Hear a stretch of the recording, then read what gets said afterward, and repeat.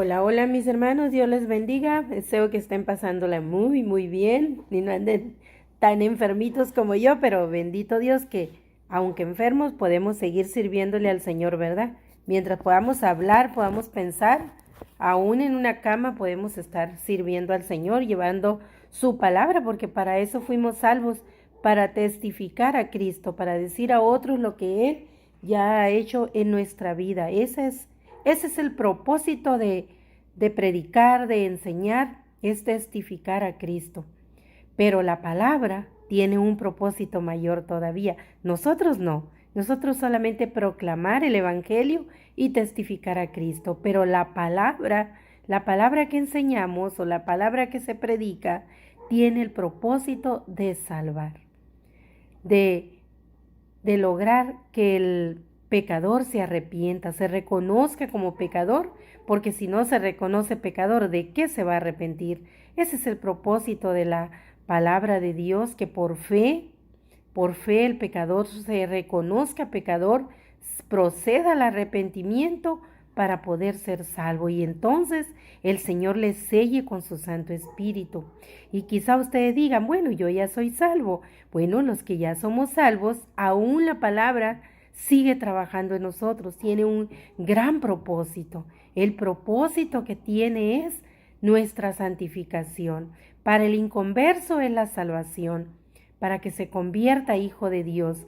Pero para el convertido, el propósito de la palabra es la santificación, porque sin santidad nadie verá a Dios, dice Hebreos, pero dice Apocalipsis 21 que en la gran Jerusalén nada inmundo entrará ahí, así que hay que santificarnos para poder ir ahí, ¿verdad? Y ver al Señor. Nosotros estábamos estudiando en esta clase, esta lección más bien, en la clase anterior estudiamos cómo el rey Ezequías llamó al pueblo a santificarse, a arrepentirse primero, arrepentirse para santificarse, sacar todo aquello que no agrada, y de hecho el escritor nos mandó hacer un análisis real de nuestra vida personal, de nuestra situación, para poder caminar con Dios. Dice, presentando el camino de la salvación, porque nosotros ya estamos en el camino de la salvación, pero es necesario saber cómo estamos caminando.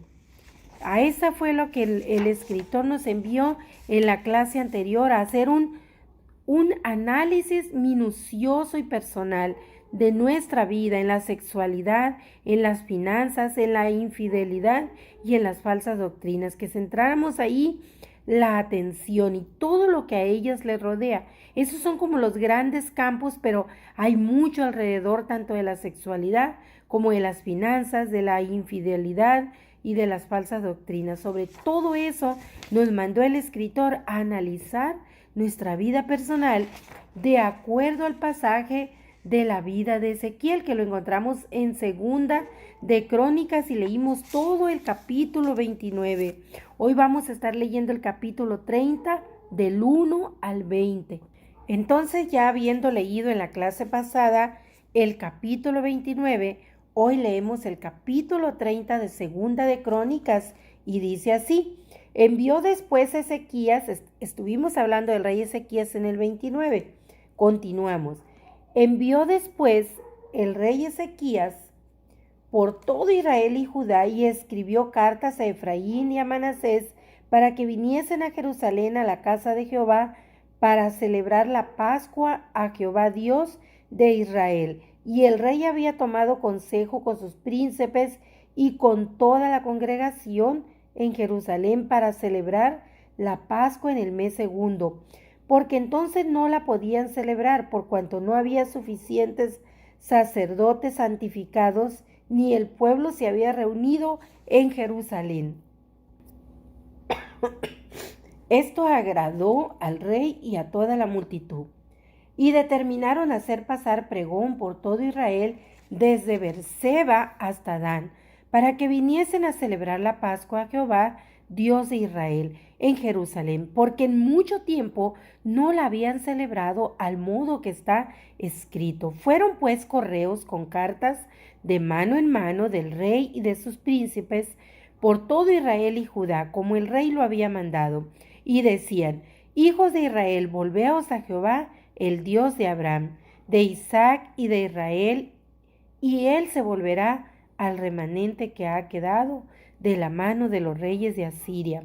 No seáis como vuestros padres y como vuestros hermanos, que se rebelaron contra Jehová, el Dios de sus padres, y él los entregó a desolación, como vosotros veis. No endurezcáis pues ahora vuestra cerviz, como vuestros padres, someteos a Jehová, y venid su santuario, el cual él ha santificado para siempre, y servid a Jehová vuestro Dios, y el ardor de su ira se apartará de vosotros.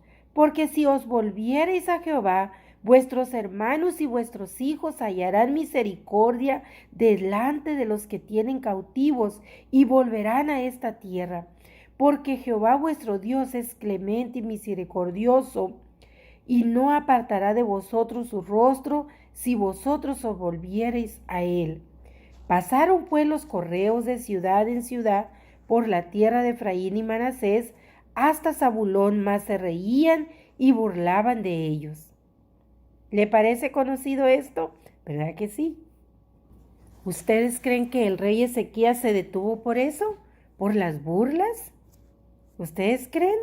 Continuemos leyendo. Con todo eso, algunos hombres de Aser, de Manasés y de Zabulón se humillaron y vinieron a Jerusalén. En Judá también estuvo la mano de Dios para darles un solo corazón para cumplir el mensaje del rey y de los príncipes, conforme a la palabra de Jehová. Y se reunió en Jerusalén mucha gente para celebrar la fiesta solemne de los panes sin levadura en el mes segundo, una vasta reunión. Y levantándose quitaron los altares que había en Jerusalén, quitaron también todos los altares de incienso y los echaron al torrente de Cedrón. Entonces sacrificaron la Pascua a los 14 días del mes segundo. Y los sacerdotes y los levitas, llenos de vergüenza, se santificaron y trajeron los holocaustos a la casa de Jehová, y tomaron su lugar en los turnos de costumbre conforme a la ley de Moisés, varón de Dios. Y los sacerdotes esparcían la sangre que recibían de manos de los levitas, porque había muchos en la congregación que no estaban santificados, y por eso los levitas sacrificaban la Pascua por todos los que no se habían purificado para santificarlos a Jehová, porque una gran multitud del pueblo de Efraín y Manasés y de Isaacar y Zabulón no se habían purificado y comieron la Pascua no conforme a lo que está escrito. Mas Ezequías oró por ellos diciendo: Jehová, que es bueno, sea propicio a todo aquel que ha preparado su corazón para buscar a Dios, a Jehová el Dios de sus padres, aunque no esté purificado según los ritos de purificación del santuario. Y oyó Jehová a Ezequías y sanó al pueblo. Miren, al principio de la clase yo les comentaba cuál es el propósito de la palabra, no de nosotros, no del que enseña, no del que predica. La razón o nuestro propósito de enseñar, de predicar, de llevar el mensaje del Evangelio es proclamar eso, proclamar la obra de Cristo en la cruz. Ese es el Evangelio. Y lo hacemos para testificar, porque ya hemos sido salvos. Testificamos a aquel que nos salvó, al que nos sacó de las tinieblas a la luz admirable, con un propósito, con una gran comisión: llevar el Evangelio para que todo aquel que le escucha se arrepienta, se bautice y sea salvo.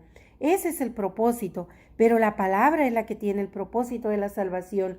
Pero aquí nos está narrando en Segunda de Crónicas, capítulo 30, nos está narrando cómo había sacerdotes, había personas en esa reunión que no habían sido santificados y se sintieron avergonzados porque ellos tenían el conocimiento. Los levitas y sacerdotes conocían la ley de Moisés, tenían el conocimiento. Entonces, cuando oyeron al rey Ezequías, se sintieron avergonzados, se arrepintieron y se santificaron.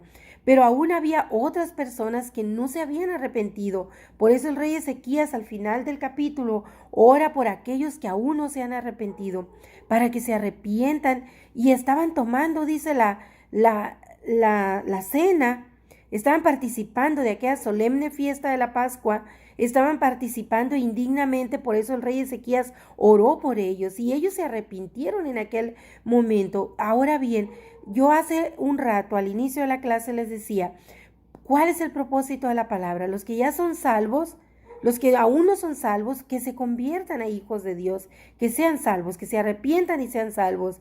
Pero aquellos que ya han sido salvos, que se santifiquen. Ese es el propósito de la palabra, que se santifiquen. ¿Para qué? Para que no estén sirviendo a Dios indignamente, para que no estén tomando la cena indignamente. Y miren cómo Pablo en 1 Corintios capítulo 11 nos da una advertencia y dice, de manera que cualquiera que comiere este pan o bebiere esta copa del Señor indignamente será culpable del cuerpo y de la sangre del Señor. Por tanto, pruébese cada uno a sí mismo y coma así del pan y beba de la copa.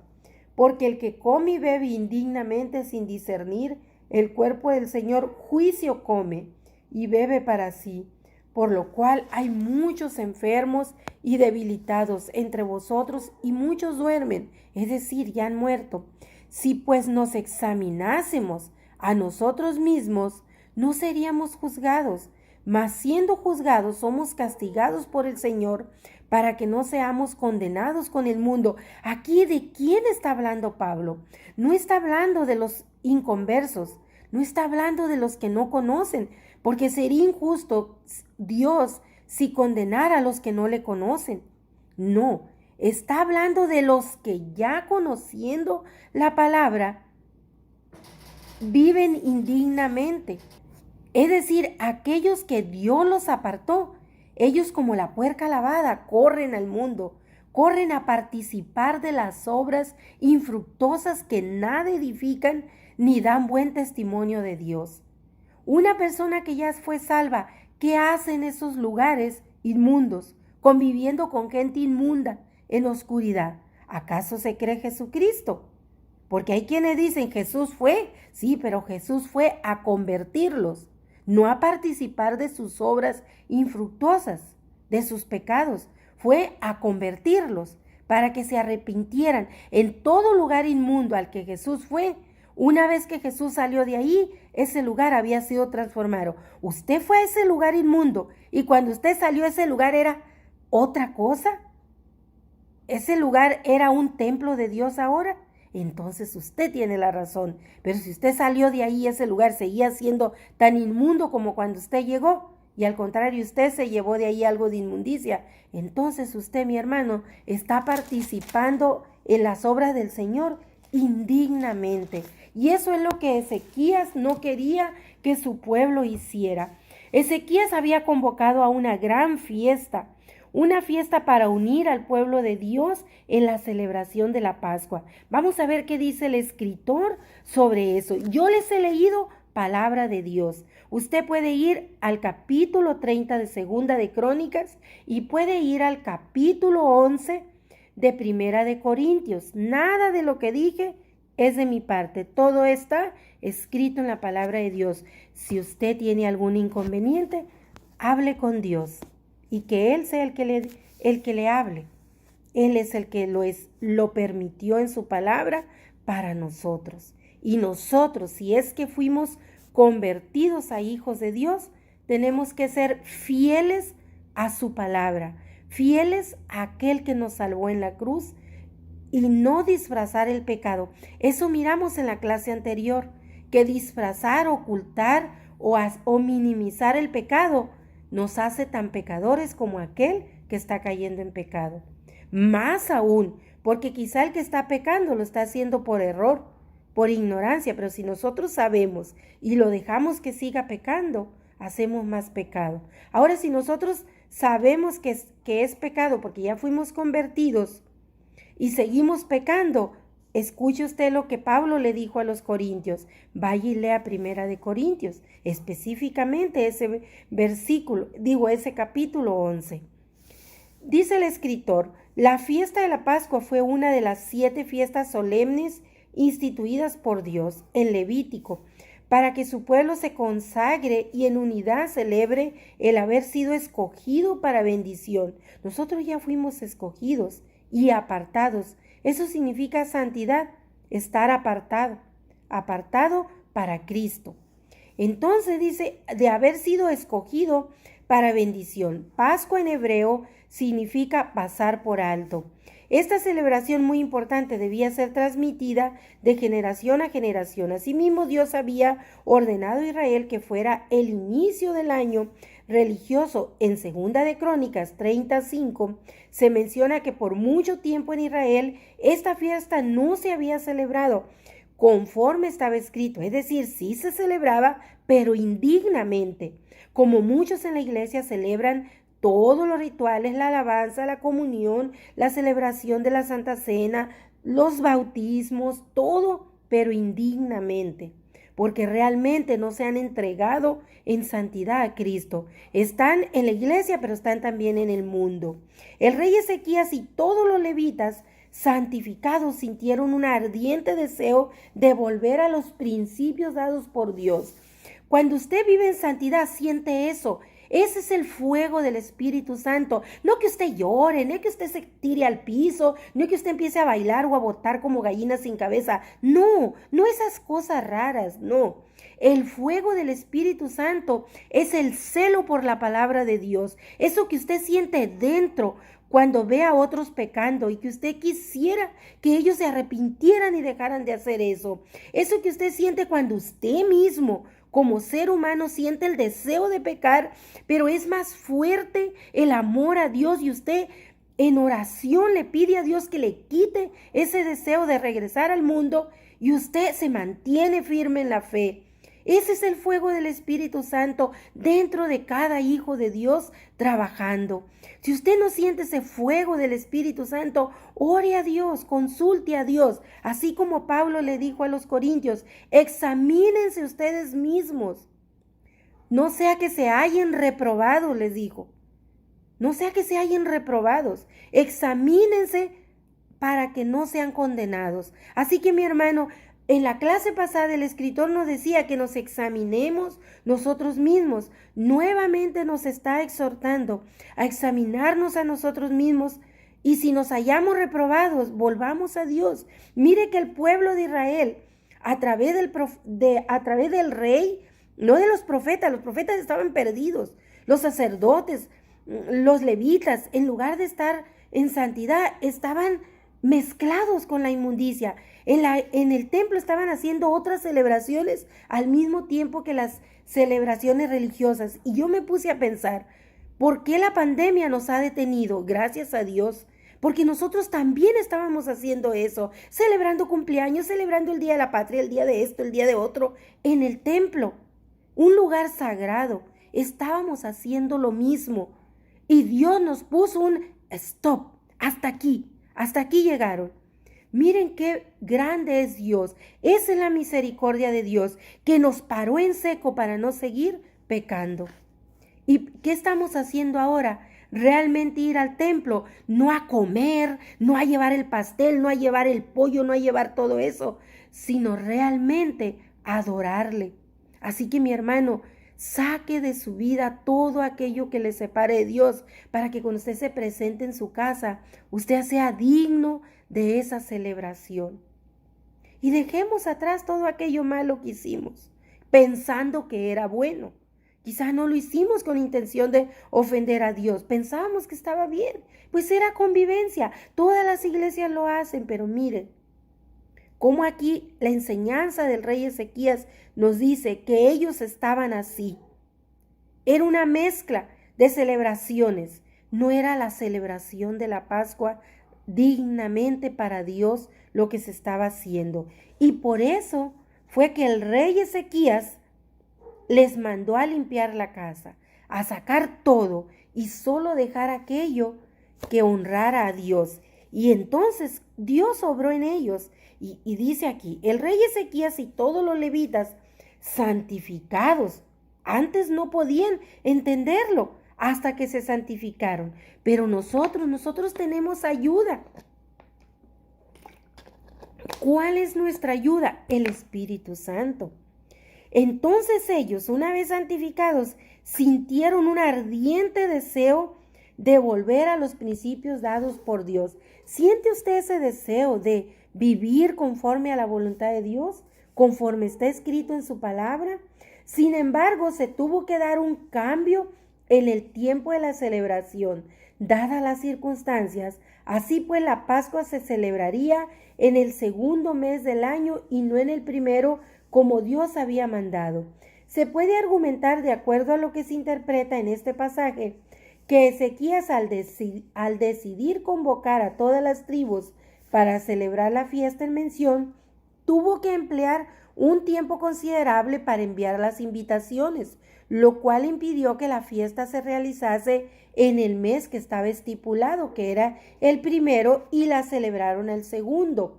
Es aquí donde toma importancia la unidad del pueblo de Dios, como la instrucción dada por él en Éxodo 12:3, donde leemos: hablar a toda la congregación de Israel. No solamente era necesario preparar los corazones de los sacerdotes y del rey, sino que también se requería que el pueblo se santificara, es decir, que escuchara el llamado que el rey estaba haciendo a volverse a Dios. Esto era una excelente oportunidad para que todas las tribus obedecieran y celebraran esta gran fiesta de la Pascua. En Segunda de Crónicas se registra que el rey Ezequías hizo un llamado a todo el pueblo de Dios para que procediera al arrepentimiento. En este llamado se utilizó dos recomendaciones urgentes: someterse y servir. Son las mismas para nosotros ahora mismo. Es el mismo llamado: arrepentíos. Es el mismo llamado: arrepiéntase, mi hermano. Usted que aún no conoce al Señor, arrepiéntase de sus pecados, de vivir sin Él, y reconózcase pecador para que sea salvo. Usted que ya lo conoce, que ya es salvo, pero está mezclándose con el mundo, arrepiéntase también y apártese, porque sin santidad nadie verá a Dios. Busquen el diccionario, busquen en el griego, en el hebreo, ¿qué significa santidad? Significa apartado para Dios. Si usted dice que ya fue salvo, usted está apartado para Dios. Arrepiéntase de seguirse mezclando con el mundo y sométase. ¿A qué se va a someter? No al pastor, que también le debe guardar ese respeto. A Dios sométase, a su palabra, y viva como dice que el pueblo de Israel se sometió a los principios. Sintió el ardiente deseo de volver a los principios. Siente en su ser el ardiente deseo del Espíritu Santo de que usted vuelva a los principios bíblicos, a vivir conforme a la voluntad de Dios. Israel constantemente sufría penalidades en todo sentido, y no solamente como nación, sino especialmente cada uno en lo personal. Así pues, cada persona experimentó graves problemas espirituales que ocasionaron también problemas físicos, emocionales, económicos y familiares. No es lo mismo que Pablo les dijo a los corintios, que por eso estaban pasando por todo eso, enfermos, en conflictos, en pecado, en inmundicia, en fornicación. Estaban los corintios a causa de no estar viviendo en santidad. Todo eso, se emborrachaban en el templo de Dios, hacían comidotas, convivios en la casa de Dios. Eso le recriminó Pablo a los corintios. Por eso les dijo: examínense a ustedes mismos, no sea que sean condenados, no sea que se hayan reprobados y sean condenados. Entonces, mis hermanos, ellos estaban sufriendo, y hasta algunos habían dormido, dijo Pablo, es decir, habían muerto. Lo mismo estaba pasando en Israel. Ahora nos preguntamos, ¿por qué pasan todas estas cosas? Pues por eso, mis hermanos, porque nadie quiere escuchar de Dios. Quieren escuchar de un Dios que les agrade. Quieren escuchar de un Dios a la medida, pero no solo los que están en el mundo, también los que están en la iglesia. Algunos, no todos, algunos quieren también escuchar de un Dios a su medida, de acuerdo a su voluntad, no someterse ellos a la voluntad de Dios. Y ese es el problema. Entonces vemos aquí cómo Israel estaba sufriendo todos estos problemas. Es decir, que integralmente la vida del pueblo de Israel estaba en una situación desesperada. ¿Cómo está el mundo ahorita, mis hermanos? En una situación desesperada. Por eso, porque no conocen a Dios. Los que conocemos a Dios no nos desesperamos, confiamos en Dios. Nosotros no estamos esperando una vacuna. Cuando venga nos la pondremos, pero eso no nos mantiene en esperanza. Tampoco nos quita el sueño una enfermedad. Si nos da y punto. Si habremos de morir, morimos y punto. Sabemos a dónde vamos. Usted no tiene por qué angustiarse, solo cuídese, cumpla con las autoridades que Dios manda a obedecer a las autoridades, pero no vive en angustia. Usted, un hijo de Dios no puede decir, ay, es que esta angustia por la pandemia. Nuestra confianza no está en una enfermedad, no está en un gobierno, nuestra confianza está en Dios. Nosotros tenemos que vivir en gozo, con paz, con paciencia, con benignidad, con benevolencia, no con desesperación. Eso es para los inconversos. Israel había dejado de someter su vida a Dios, escogiendo someterse al llamado e instrucción de otras personas, de otros pueblos, de otras divinidades, sometiéndose a tradiciones y palabras vanas del pueblo que no conocía a Dios. Sin embargo, el rey Ezequías les llamó urgentemente a depender en obediencia, a aceptar y vivir en función de lo que Dios había establecido en su ley. De acuerdo a esto, el pueblo debía considerar dos aspectos: dejar y aceptar. Dejar lo que estaban haciendo y aceptar la voluntad de Dios. Lo mismo es para nosotros.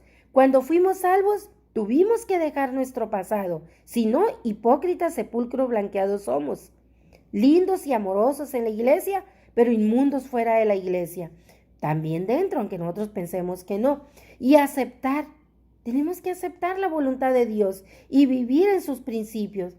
Es decir, que se decide renunciar voluntariamente al control de lo que está mal en nuestra vida y a aceptar un mejor y contrario principio a lo que estábamos viviendo.